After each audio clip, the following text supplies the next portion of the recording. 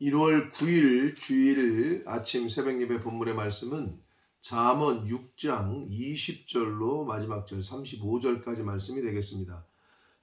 잠언 6장 20절로 35절까지 말씀을 통해서 주일에 주신 하나님의 은혜를 함께 나누도록 하겠습니다.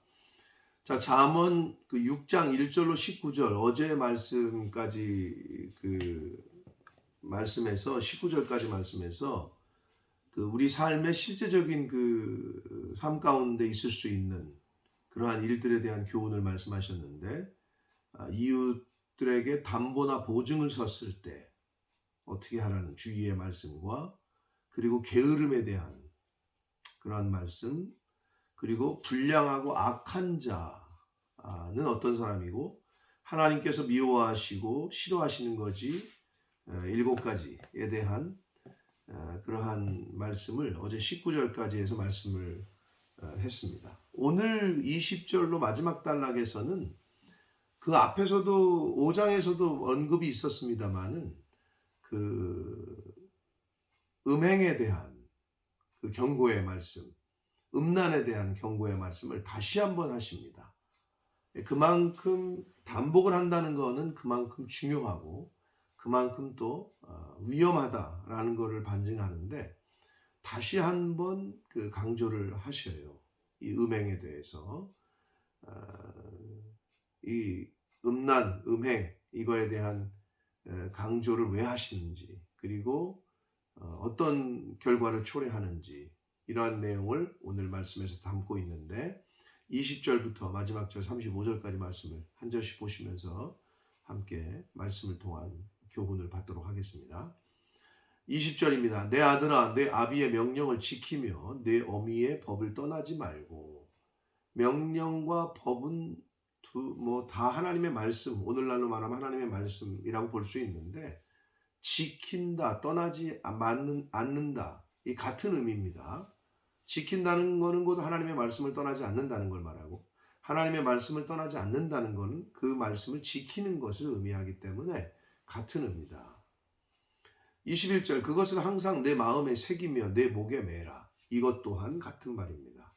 마음에 새긴다, 목에 맨다. 하나님의 말씀을 지키고 떠나지 않고 하나님의 말씀을 항상 가까이에, 항상 머릿속에, 항상 마음속에 두고 그 말씀에 순종하는 것, 지키는 것을 의미합니다. 그것이, 즉 하나님의 말씀이, 또한 하나님의 말씀을 지키는 것이, 하나님의 말씀을 떠나지 않는 것이, 또 하나님의 말씀을 마음에 새기는 것이, 하나님의 말씀을 목에 메어 두는 것처럼 순종하는 것이 내가 다닐 때에 너를 인도하며 내가 잘 때에 너를 보호하며 내가 깰 때에 너와 더불어 말할 것이다. 즉 하나님의 말씀을 잘 지키고 순종하는 것이 우리의 삶을, 그 하나님의 말씀이 인도하시고 또 우리를 보호하시고, 그리고 우리의 삶 가운데 계속 우리를 유혹에 빠지지 않도록 말씀해 주신다. 이게 하나님의 말씀을 지키는 자, 하나님의 말씀을 떠나지 않는 자가 받는 복입니다. 23절 봅니다. 대저 명령은 등불이요 법은 빛이요 훈계의 책망은 곧 생명의 길이라 말씀합니다. 등불, 빛, 생명, 같은 의미이지만 다른 표현을 통해서 강조하고 있어요. 명령, 법, 훈계, 책망, 이것도 다 같은 말입니다. 하나님의 말씀, 하나님의 명령, 하나님의 법, 하나님의 말씀, 하나님의 훈계, 하나님의 말씀은 곧 우리 삶의 등불이고 빛이고 그리고 생명길이다. 주의 말씀이 내 발의 등이요 내 길의 빛이다 라고 시편 기자가 말씀한 것처럼 같은 맥락입니다. 하나님의 말씀은 우리 인생의 등불이 되어주시고 우리가 가는 길의 빛이 되어주시고 우리 삶의 생명의 길이 되어주신다. 그러니까 하나님의 말씀이 없는 자는 어둠 가운데 있는 것과 같아요. 네. 그리고 사망의 길로 치닫고 있는 것과 같습니다. 그러니까 하나님의 말씀을 왜 붙잡아야 되는지를 분명하게 말씀해 주시고 있습니다. 이것이 뭐예요? 하나님의 말씀이, 하나님의 명령이, 하나님의 법이, 훈계가 이거죠. 즉 이 성경 말씀이 너를 지켜 악한 여인에게 이방 여인의 혀로 호리는 말에 빠지지 않게 하리라. 음란은 성경에서는 물론 실제적인 음란, 우리 삶 가운데 그것도 이야기하지만 영적인 간음, 즉 우상 숭배하는 것을 표현하거든요. 그러니까 상징적으로 표현하는데, 그리고 여기서 말하는 악한 여인, 이방 여인의 혀에 빠지지 않게 된다는 것은 하나님의 말씀을 잘 지키고 순종하는 사람이 우상 숭배에 빠지지 않게 된다는 거죠. 영적인 간음에 빠지지 않게 됨을 의미합니다. 그럼 반대로 하나님의 말씀이 없는 자는 자기의 육신의 쾌락과 정욕대로 살기 때문에 실제 요즘 세상에 진짜 입에 담기도 어려운 그러한 일들이 주변에서 일어나는데, 그렇게 성적으로 그냥 막 사는 현상도 벌어지고 있고, 영적으로 봐도 하나님의 말씀이 없으면 우상을 숭배하는 그런 삶을 살 수밖에 없다는 거죠.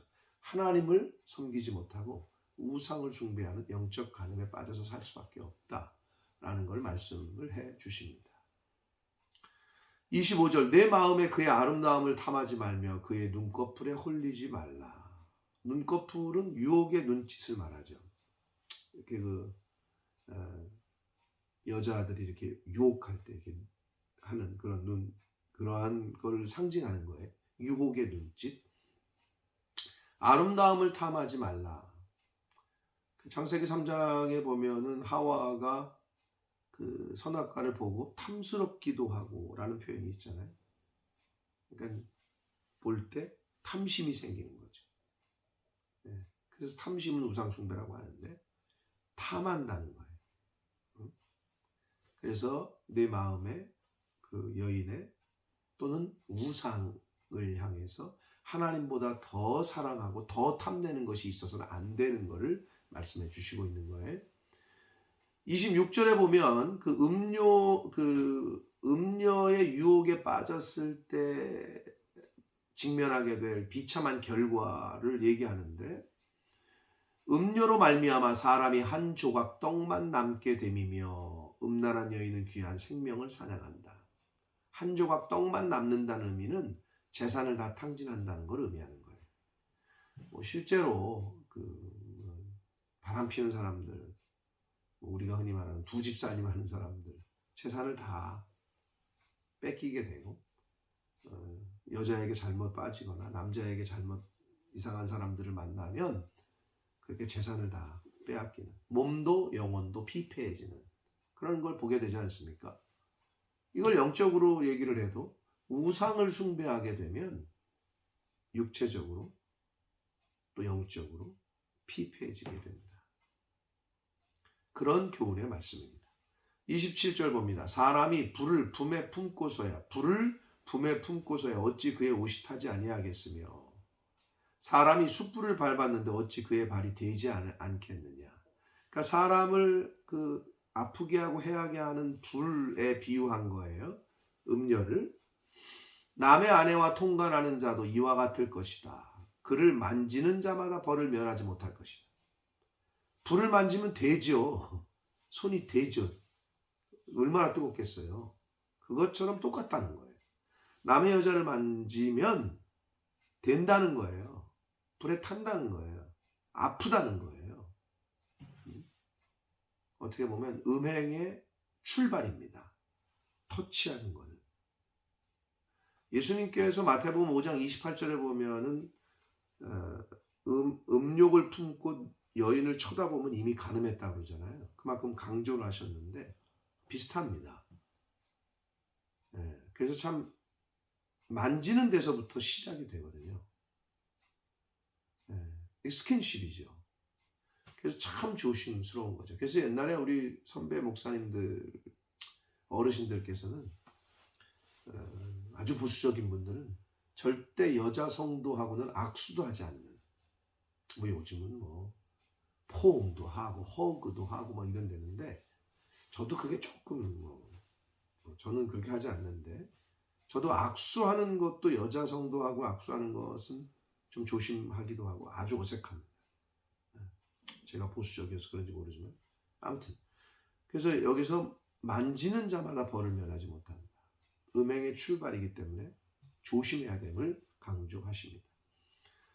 30절부터 마지막 절 35절까지에서는 이 절도, 도둑질하는 것과 간음하는 것을 비교를 하는데 30절 도둑이 만일 줄일 때 배를 채우려고 도둑질하면 사람이 그를 멸시하지는 아니하려니와 들키면 7배를 갚아야 하리니 심지어 자기 집에 있는 것을 다 내주게 될 거다.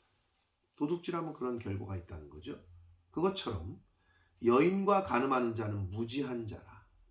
무지하다라는 거는 너 이렇게 무지하냐. 이게 원래 의미는 모자라다라는 말과 마음이라는 말. 그러니까 마음이 모자란다는 건데 마음이 텅 비어 있는 상태를 무지한 상태라고 얘기하는 거예요. 마음에 도대체 뭐가 드는 거냐? 너 생각이 없다는 거죠. 마음이 비어 있는 상태가 무지한 건데 이것을 행하는 자는 자기의 영혼을 망하게 하며 즉 간음하면 음행하면 자기의 영혼이 망한대요. 그리고 상함과 능욕을 받는데요. 창피하고 부끄럽고 부끄러움을 씻을 수 없게 된대요.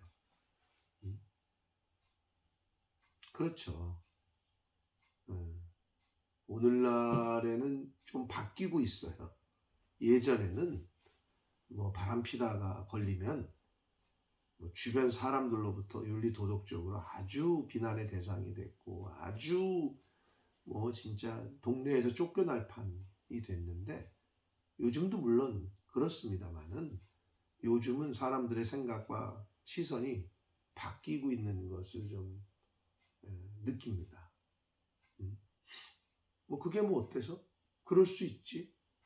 능력 있는 거 아니야? 이런 식으로 말을 하는 시대가 돼버렸어요. 그러니까 우리가 정신 차리지 않으면 거기에 그냥 그 시대의 흐름에 우리도 편승할 누구도 장담할 수 없다. 그렇기 때문에 조심해야 됩니다. 34절 봅니다. 남편이 투기로 분노하여 원수 갚는 날에 용서하지 아니하고 어떤 보상도 받지 아니하며 많은 선물을 줄지라도 듣지 아니할 것이다. 마지막 때에 물론 남편이 당연하죠. 자기 아내가 다른 남자와 간음을 하면 누가 그거 선물 준다고 받겠으며 누가 보상한다고 받겠어요. 용서하지 않는 거죠. 그것처럼 마지막 때에 하나님께서 심판주로 오셔서 영적인 간음을 한 사람, 하나님을 섬기지 않고 다른 우상을 섬긴 자들을 용서하지 않으시고 멸하실 것이다 라는 경고의 심판의 말씀을 하시면서 음행에 대한 경고를 하셨습니다. 사랑하는 성도 여러분, 윤리도덕적 측면에서의 간음도 당연히 하지 말아야 되죠. 그러나 우리는 영적인 측면에서의 간음, 하나님보다 더 탐하는 것, 하나님보다 더 사랑하는 것, 우상 숭배하는 것, 이것이 영적인 간음인 것을 깨달아서 하나님만 사랑하고 하나님을 최우선순위로 두고 하나님의 말씀을 가장 마음에 두고 그 말씀을 떠나지 않고 지키고 힘쓰는 저와 여러분 되시기를 축복합니다. 그럴 때 모든 유혹으로부터 지켜내 주시고 우리를 보호하시고 우리를 인도해 주신다. 뭐가? 하나님의 법이, 하나님의 말씀이 그렇게 교훈을 하셨습니다. 오늘 이 주일 아침에 주시는 교훈의 말씀을 잘 가슴에 새기시고 영적, 육적 하나님 앞에서 순결한, 정결한 삶을 순결한 신부로서의 삶을 살아가시는 저와 여러분이 되시기를 예수 그리스도 이름으로 축복합니다. 기도하겠습니다. 살아계신 하나님 아버지 감사와 찬송과 영광을 올려드립니다. 오늘 새 생명을 연장시켜 주시고 복된 주일을 허락해 주셔서 이 주일을 하루를 시작하며 하나님의 말씀을 전하고 들음으로 시작하게 해주시니 감사합니다.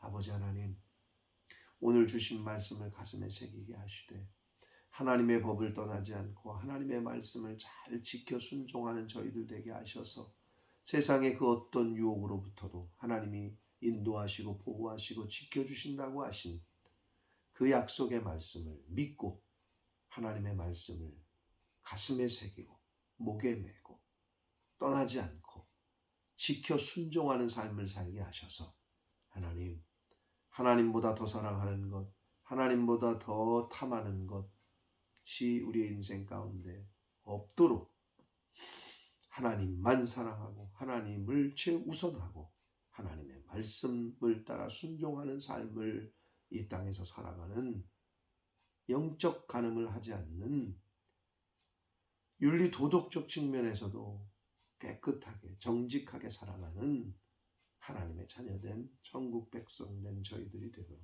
주님 은혜 내려 주옵소서. 예수 그리스도 이름으로 축복하며 기도 올리옵나이다. 아멘.